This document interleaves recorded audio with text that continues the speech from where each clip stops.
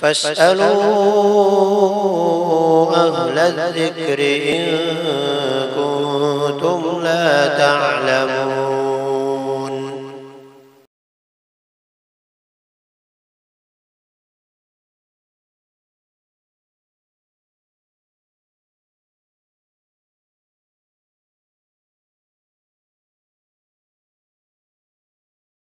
ماہ ذی الحجہ کے پہلے عشرے کے اندر بال اور ناخن کاٹنے کا حکم کیا ہے؟ تو حدیث کے اعتبار سے ماہ ذی الحجہ کا پہلا عشرہ شروع ہونے سے لے کر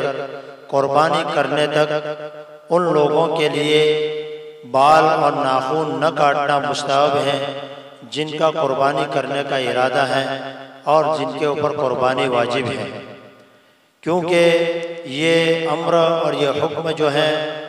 وہ واجب بھی نہیں ہے، فرض بھی نہیں ہے، لیکن اگر کوئی آدمی ایسا کرتا ہے تو وہ اس کے لیے ثواب کا کام ہے اور مستحب ہے۔ لیکن جن لوگوں کو بال غیر ضروری بال کاٹے ہوئے 40 دن گزر چکے ہیں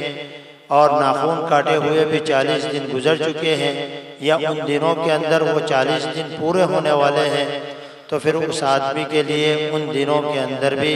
وہ غیر ضروری بال کاٹنا اور ناخن کاٹنا ہی ضروری ہے، پھر اس کے لیے اس کے اوپر عمل کرنا ضروری نہیں ہے۔ لیکن اگر اس کی مدت 40 دن سے کم ہو رہی ہے تو پھر اس آدمی کے لیے جس کا قربانی کرنے کا ارادہ ہے یا جس کے اوپر قربانی واجب ہے، تو اس کے لیے ان دنوں کے اندر بال کاٹنا اور ناخن نہ کاٹنا جو ہے، بال نہ کاٹنا اور ناخن نہ کاٹنا اس آدمی کے لیے مستحب ہے۔ حدیث پاک کے اندر حضرت ام المؤمنین حضرت ام سلمہ رضی اللہ تعالیٰ عنہ نبی کریم صلی اللہ علیہ وسلم سے روایت فرماتی ہے کہ جب ماہ ذی الحجہ شروع ہو جائے اور جس آدمی کا قربانی کرنے کا ارادہ ہو تو اس کو چاہیے کہ وہ اپنے بال اور ناخن نہ کاٹے۔